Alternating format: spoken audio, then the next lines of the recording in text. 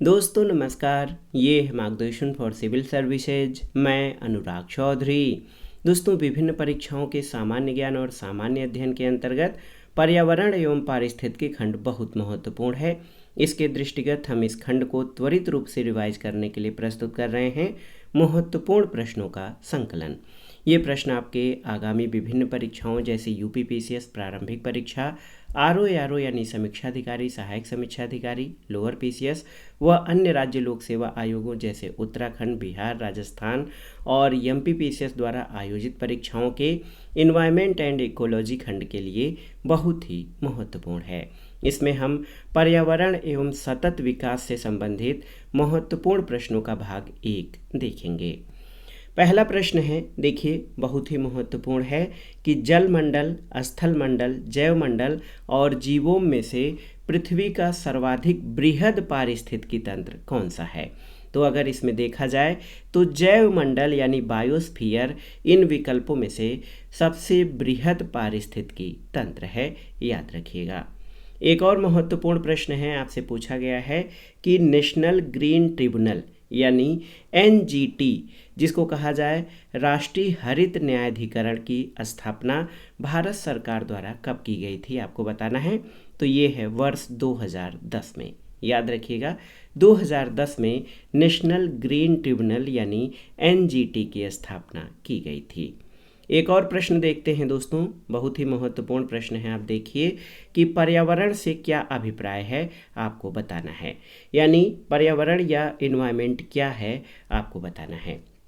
तो देखिए, अगर कोई आपसे पर्यावरण की परिभाषा पूछे तो आप बता सकते हैं कि भूमि, जल, वायु, पौधों और पशुओं की प्राकृतिक दुनिया जो इनके चारों ओर अस्तित्व में है, उन संपूर्ण दशाओं का योग जो व्यक्ति को एक समय एक बिंदु पर घेरे हुए होती है, उसे पर्यावरण कहते हैं।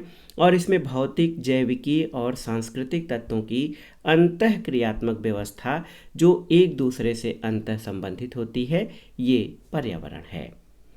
अगले प्रश्न पर आते हैं दोस्तों। पृथ्वी पर पाए जाने वाले भूमि, जल, वायु, पेड़ पौधों और जीव जंतुओं का समूह जो हमारे चारों ओर है, सामूहिक रूप से क्या कहलाता है। तो इसी को पर्यावरण कहते हैं। इसके पहले हमने पर्यावरण को टेक्निकल रूप में समझा था, लेकिन आसानी से आप समझ सकते हैं कि पृथ्वी पर पाए जाने वाले भूमि, जल, वायु, पेड़ पौधे और जीव जंतुओं का समूह जो हमारे चारों ओर है, हमारे चारों ओर का आवरण यानी भूमि, जल, वायु, पेड़ पौधे और अनेक प्रकार के जीव जंतुओं का समूह जो हमारे चारों ओर है, उसको सामूहिक रूप से पर्यावरण कहते हैं। अगला है, पर्यावरण किसी जीव के चारों तरफ घिरे भौतिक और जैविक दशाएं और उनके साथ अंतःक्रिया को सम्मिलित करता है। तो किसके अनुसार? तो याद रखिएगा, ये परिभाषा पर्यावरण संरक्षण अधिनियम 1986 में दी गई है। पर्यावरण संरक्षण अधिनियम 1986 में पर्यावरण को परिभाषित करते हुए कहा गया है कि पर्यावरण जो है वो किसी जीव के चारों तरफ घिरे भौतिक और जैविक दशाएं हैं और उनके साथ अंतःक्रिया। और ये प्रश्न भी बार बार पूछा जाता है कि पर्यावरण संरक्षण अधिनियम कब पारित किया गया। तो याद रखिएगा 1986 यानी 1986 में। अगला है, पर्यावरणीय सुरक्षा से क्या संबंधित नहीं है। तो गरीबी कम करना पर्यावरणीय सुरक्षा से संबंधित नहीं है। जैसे पेड़ पौधों को लगाना, भूमि के कटाव को रोकना, मरुस्थलीकरण को रोकना और जैव विविधता को बनाए रखना, ये सभी पर्यावरणीय सुरक्षा में शामिल है। जबकि गरीबी कम करना पर्यावरणीय सुरक्षा में शामिल नहीं है। सबसे महत्वपूर्ण प्रश्न पर्यावरण पारिस्थितिकी खंड का आपको याद रहना चाहिए कि भारत में पर्यावरण संरक्षण अधिनियम कब पारित हुआ। तो याद रखिएगा 1986 यानी 1986 में। अगला प्रश्न है, पर्यावरण बनता है किससे। तो जीवीय घटक, भू आकृतिक घटक और अजैव घटकों को मिलाकर पर्यावरण का निर्माण होता है। तो याद रखिएगा, पर्यावरण जीवी घटक, भू आकृतिक घटक और अजैव घटकों को मिलाकर बनता है। अगला प्रश्न है, पर्यावरण के कुछ कारक संसाधन के रूप में कार्य करते हैं और कुछ कारक किस रूप में कार्य करते हैं। तो है ये नियंत्रक यानी कंट्रोलर के रूप में। याद रखिएगा, बहुत ही महत्वपूर्ण प्रश्न है। पर्यावरण के कई कारक ऐसे हैं जो संसाधन यानी रिसोर्स के रूप में काम करते हैं, लेकिन कुछ कारक नियंत्रक के रूप में कार्य करते हैं। अगला प्रश्न है, धाड़ी विकास यानी सस्टेनेबल डेवलपमेंट के उपयोग के संदर्भ में अंतर पीढ़ीगत संवेदनशीलता का विषय क्या है? तो सही उत्तर है प्राकृतिक संसाधन। और आप जान लीजिए कि आज जो हम संसाधनों का उपयोग कर रहे हैं, प्राकृतिक संसाधनों का उपयोग हम आज कर रहे हैं, वो हम आगे आने वाली पीढ़ियों के हिस्से का उपयोग कर रहे हैं। इसलिए धाड़ी विकास का ये मानना है कि हमें संसाधनों का उतना ही प्रयोग करना चाहिए जितना हमारे हिस्से का है। आगे आने वाली पीढ़ियों का जो है, हमको उस संसाधनों का दोहन नहीं करना चाहिए। अगला है, एनजीटी का पूर्ण रूप क्या है? तो ये है नेशनल ग्रीन ट्रिब्यूनल यानी राष्ट्रीय हरित न्यायाधिकरण। अगले प्रश्न पर आते हैं, महत्वपूर्ण प्रश्न है, आप देख सकते हैं, कथन और कारण से संबंधित है। कथन है, सतत विकास मानव समाज के कल्याण के लिए महत्वपूर्ण है। बिल्कुल सही है। कारण है, सतत विकास से अभिप्राय ऐसे विकास से है जो भावी पीढ़ियों को ज़रूरतें पूरी करने की योग्यता को प्रभावित किए बिना वर्तमान समय की आवश्यकता पूरी करे। तो बिल्कुल सही, कथन और कारण यानी ए और आर दोनों सही हैं और आर ए की सही व्याख्या करता है। सतत विकास जो है ये आगे आने वाली पीढ़ियों की ज़रूरतें पूरी करने की योग्यता को प्रभावित किए बिना वर्तमान समय की आवश्यकता को पूरा करना ही सतत विकास है। अगले प्रश्न पर आते हैं, विकास की वह अवधारणा जिसके तहत वर्तमान की आवश्यकताओं के साथ साथ भविष्य की आवश्यकताओं को भी ध्यान में रखा जाता है, इसे क्या कहते हैं? तो इसी को धाड़ी विकास, सतत विकास या संधाड़ी विकास, सस्टेनेबल डेवलपमेंट कहा जाता है। तो ये पर्यावरण के संरक्षण से संबंधित है धाड़ी विकास। ये विकास की वो अवधारणा है जिसके तहत वर्तमान की आवश्यकताओं के साथ साथ भविष्य की आवश्यकताओं को भी ध्यान में रखा जाता है। एक पुराना डेटा है, नीति आयोग द्वारा जारी किया गया था। सतत विकास लक्ष्य इंडिया सूचकांक 19-20 में पहले स्थान पर कौन सा राज्य था? तो केरल था। वर्तमान में कौन सा राज्य है, इसे आपको बताना है। 2002 में जोहान्सबर्ग में आयोजित पृथ्वी सम्मेलन का मुख्य मुद्दा क्या था, आपको बताना है दोस्तों, बहुत ही महत्वपूर्ण है। तो ये मुद्दा था सतत विकास। 2002 में जोहान्सबर्ग दक्षिण अफ्रीका में एक पृथ्वी सम्मेलन का आयोजन किया गया था जिसका मुख्य मुद्दा था सतत विकास या सस्टेनेबल डेवलपमेंट। अगला प्रश्न है, संयुक्त राष्ट्र संघ ने सतत विकास लक्ष्यों का निर्धारण किया है, वे कुल कितने हैं? तो याद रखिएगा, यूएनओ द्वारा जो सस्टेनेबल डेवलपमेंट गोल्स SDG जिसको कहा जाता है, इसका निर्धारण किया है, ये कुल 17 लक्ष्य हैं। अगले प्रश्न पर आते हैं कि सतत विकास लक्ष्यों को प्राप्त करने की प्रगति की दिशा में विभिन्न देशों द्वारा किए गए प्रयासों की प्रगति को जानने के लिए किसका निर्माण किया गया है? तो ये है सस्टेनेबल डेवलपमेंट इंडेक्स।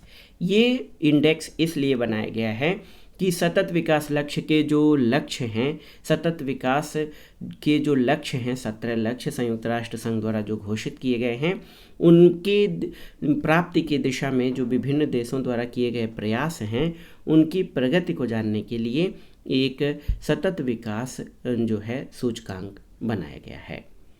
अगला प्रश्न है, विश्व पर्यावरण दिवस कब मनाया जाता है? तो ये 5 जून को मनाया जाता है, आप जानते हैं। देश की प्राकृतिक पूंजी में शामिल किए जाते हैं क्या? तो ऐसे संसाधन जो किसी देश के आर्थिक विकास में बहुत ही महत्वपूर्ण होते हैं, आर्थिक सामाजिक विकास में महत्वपूर्ण होते हैं और ये हमें प्राकृतिक रूप से प्राप्त होते हैं। तो इसमें वन, जल, खनिज, ये सभी संसाधन किसी देश की प्राकृतिक पूंजी में शामिल किए जाते हैं। अगला प्रश्न है, वे संसाधन जो हमें प्रकृति द्वारा प्रदत्त होते हैं क्या कहलाते हैं? तो ये प्राकृतिक पूंजी अथवा प्राकृतिक संसाधन कहलाते हैं, ऐसे संसाधन जो हमें प्रकृति द्वारा प्रदत्त होते हैं। अगला प्रश्न है, 1972 में आयोजित किया गया था क्या? तो स्टॉकहोम अंतर्राष्ट्रीय शिखर सम्मेलन 1972 में 1972 में आयोजित किया गया था। अगला प्रश्न है, सौर विकिरण की सबसे महत्वपूर्ण भूमिका किस चक्र में होती है?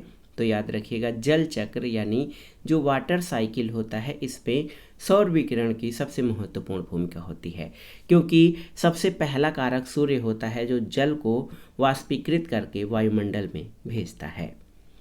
अगला प्रश्न है, वर्षा की मात्रा निर्भर करती है किस पर? तो याद रखिएगा वायुमंडल में नमी पर वर्षा की मात्रा निर्भर करती है। एक बहुत ही महत्वपूर्ण शोध संस्थान है राष्ट्रीय पर्यावरण अभियांत्रिकी शोध संस्थान, जिसको शार्ट में नीरी कहा जाता है। ये कहाँ पर स्थित है? तो ये नागपुर में स्थित है। नीरी क्या कार्य करता है? तो नीरी दोस्तों पर्यावरण के संबंध में, उनकी सुरक्षा के संबंध में शोध कार्य करता है और ये विज्ञान और प्रौद्योगिकी मंत्रालय के अधीन महत्वपूर्ण संस्थान है। और सबसे महत्वपूर्ण प्रश्न नीरी के बारे में, वो कहाँ है? आप जानते हैं नागपुर में है, लेकिन इसकी स्थापना कब हुई थी? तो याद रखिएगा 1958 में नीरी यानी राष्ट्रीय पर्यावरण अभियांत्रिकी शोध संस्थान की स्थापना हुई थी। अगला प्रश्न है, सतत विकास के लिए क्या आवश्यक है? तो जैव विविधता का संरक्षण जो है ये सतत विकास के लिए आवश्यक है। साथ ही प्रदूषण का निरोध और नियंत्रण तथा निर्धनता को घटाना, ये सभी सतत विकास के लिए आवश्यक हैं। पृथ्वी शिखर सम्मेलन का आयोजन कब किया गया था? तो याद रखिएगा पृथ्वी शिखर सम्मेलन का आयोजन 1992 में रियो डी जेनेरियो ब्राज़ील में किया गया था। अगला प्रश्न है, संयुक्त राष्ट्र संघ द्वारा पर्यावरण और सतत विकास पर पहला पृथ्वी शिखर सम्मेलन आयोजित किया गया कहाँ पर? तो ये 1992 में रियो डी जेनेरियो ब्राज़ील में। The limit to growth report का प्रकाशन कब हुआ था? बहुत ही महत्वपूर्ण है। द लिमिट टू ग्रोथ यानी वृद्धि की सीमा, तो ये 1972 में ये रिपोर्ट प्रकाशित हुई थी। ब्रटलैंड आयोग रिपोर्ट का प्रकाशन कब हुआ था? तो 1987 में। मॉन्ट्रियल प्रोटोकॉल का प्रवर्तन कब हुआ था? तो याद रखिएगा सितंबर 1987 में। अगला प्रश्न है, पृथ्वी सम्मेलन में 21वीं सदी के लिए पर्यावरणीय विकास के लिए कार्यक्रम निर्धारित किए गए। इन कार्यक्रमों को क्या नाम दिया गया था? तो ये नाम था एजेंडा 21। और एक देखिए रियो 20 घोषणा पत्र का शीर्षक क्या था? तो ये था, याद रखिएगा, द फ्यूचर वी वांट, भविष्य जो हम चाहते हैं, ये रियो 20 घोषणा पत्र का शीर्षक था। अगला प्रश्न है, पृथ्वी के चारों ओर गैसों के समूह को क्या कहते हैं? तो इसे हम वायुमंडल यानी एटमॉस्फियर कहते हैं। पृथ्वी के चारों ओर के गैसों के समूह को वायुमंडल कहा जाता है। और एक और है वायु, क्या है? तो ये विभिन्न गैसों का मिश्रण है। देखिए, nitrogen 78%, oxygen 21%, argon 0.93%, carbon dioxide 0.038%, ये गैसें कहाँ पाई जाती हैं? तो ये वायुमंडल यानी एटमॉस्फियर में पाई जाती हैं। अगला प्रश्न है, नोबल गैस या उत्कृष्ट गैसों में से वह गैस जो वायु में नहीं पाई जाती है, इसे रेडान कहते हैं। रेडान गैस ये वायु में नहीं पाई जाती है। वातावरण में किस गैस का सर्वाधिक प्रतिशत है? तो आप जानते हैं नाइट्रोजन का 78%। और यदि पृथ्वी पर पाई जाने वाली वनस्पतियां, पेड़ पौधे समाप्त हो जाएं तो किस गैस की कमी होगी? तो ये ऑक्सीजन गैस है। कार्बन डाइऑक्साइड गैस को जो है अपने लिए प्रयोग करके हरे पेड़ पौधे ऑक्सीजन उत्पादित करते हैं, और यदि पृथ्वी पर पाई जाने वाली वनस्पतियां, पेड़ पौधे समाप्त हो जाएं तो ऑक्सीजन की कमी हो जाएगी। अगला प्रश्न है, वह कार्य जो पेड़ पौधों का नहीं है? तो वायु का प्रदूषण पेड़ पौधों का नहीं है, पेड़ पौधे वायु प्रदूषण को कम करते हैं। अगला है, पृथ्वी के कार्बन चक्र में कार्बन डाइऑक्साइड जुड़ती है किसके द्वारा? तो ये श्वसन, जैव पदार्थों के अपक्षय और ज्वालामुखी क्रियाओं के द्वारा पृथ्वी के कार्बन चक्र में कार्बन डाइऑक्साइड जुड़ती है। अगला है, कार्बन पृथ्वी पर बहुत सारी अवस्थाओं में पाया जाता है। ये अपने मूल रूप में किस में पाया जाता है? तो याद रखिएगा ग्रेफाइट और हीरा में कार्बन अपने मूल रूप में पाया जाता है। अगला प्रश्न है, पृथ्वी के कार्बन चक्र में कार्बन डाइऑक्साइड की मात्रा को नहीं बढ़ाता है? तो ये है प्रकाश संश्लेषण यानी फोटोसिंथेसिस। दोस्तों, पृथ्वी के कार्बन चक्र में प्रकाश संश्लेषण कार्बन डाइऑक्साइड की मात्रा का उपयोग करके ऑक्सीजन की मात्रा को बढ़ाता है। अगला प्रश्न है, अपक्षय किसे कहते हैं? तो अपक्षय एक प्राकृतिक क्रिया है जो चट्टानों को सूक्ष्म कणों में विभक्त करती है। अगला है विश्व मौसम विज्ञान संगठन का मुख्यालय कहाँ है, तो ये जेनेवा में है। और देखिए विश्व मौसम विज्ञान अभिसमय यानी वर्ल्ड मेटेरियोलॉजिकल कन्वेंशन कब लागू हुआ था, तो याद रखिएगा 23 मार्च 1950 को। अगला प्रश्न है विश्व मौसम विज्ञान संगठन जो है ये कहाँ पर है, तो आप जानते हैं जेनेवा में है। विश्व मौसम विज्ञान संगठन जो है बहुत ही महत्वपूर्ण संस्था है। ये मौसम का आकलन और अनुमान करता है और विश्व आधारित डेटा प्रदान करता है। UNEP United Nations environmental programme का मुख्यालय कहाँ है, तो ये नैरोबी केन्या में स्थित है। संयुक्त राष्ट्र पर्यावरण सभा का चौथा सत्र कहाँ पर आयोजित किया गया था, तो मार्च 2019 में नैरोबी केन्या में। एक प्रश्न है संयुक्त राष्ट्र पर्यावरण कार्यक्रम की स्थापना कब हुई थी, तो वर्ष है 1972 यानी 1972 में संयुक्त राष्ट्र पर्यावरण कार्यक्रम की स्थापना की गई थी। UNEP के वर्तमान प्रमुख कौन है, तो इंगर एंडरसन UNEP के। EPA का पूर्ण रूप क्या है, तो याद रखिएगा इन्वायरमेंटल प्रोटेक्शन एजेंसी, पर्यावरणीय सुरक्षा अभिकरण जो है ये EPA का फुल फॉर्म है। देखिए कौन सा सही सुमेलित नहीं है, तो क्योटो प्रोटोकॉल जल संरक्षण से संबंधित नहीं है। अगला देखिए दोस्तों कार्टाजेना प्रोटोकॉल, तो ये जैव संरक्षण या बायोसेफ्टी से संबंधित है। स्टॉकहोम सम्मेलन अनवरत जैविक प्रदूषण से और मॉन्ट्रियल प्रोटोकॉल का संबंध ओजोन परत संरक्षण से संबंधित है। ग्रीन वॉश क्या है, तो पर्यावरण संरक्षण का झूठा वादा करना, इसे ग्रीन वॉश कहा जाता है। अगला प्रश्न है EPA यानी इन्वायरमेंटल प्रोटेक्शन एजेंसी संयुक्त राष्ट्र अमेरिका की संघीय एजेंसी है। इसकी स्थापना कब की गई थी, तो ये 2 दिसंबर 1970 को इन्वायरमेंटल प्रोटेक्शन एजेंसी की स्थापना की गई थी। ये संयुक्त राज्य अमेरिका की संघीय एजेंसी है। आज की वीडियो का लास्ट क्वेश्चन है, देखिए NEA से क्या आशय है, तो नेशनल इन्वायरमेंट अथॉरिटी। NEA का फुल फॉर्म होता है नेशनल इन्वायरमेंट अथॉरिटी। तो दोस्तों ये था आज का वीडियो। विभिन्न परीक्षाओं के सामान्य ज्ञान और सामान्य अध्ययन के महत्वपूर्ण प्रश्नों के रिवीजन के अंतर्गत पर्यावरण एवं पारिस्थितिकी से संबंधित महत्वपूर्ण प्रश्नों का भाग 1। आप इन प्रश्नों को अच्छे से तैयार कर लीजिए। वीडियो आपको कैसा लगा हमें कमेंट बॉक्स में ज़रूर बताइएगा। वीडियो को लाइक करें, शेयर करें और इस चैनल मार्गदर्शन फॉर सिविल सर्विसेज को सब्सक्राइब करें। वीडियो देखने के लिए धन्यवाद दोस्तों, नमस्कार।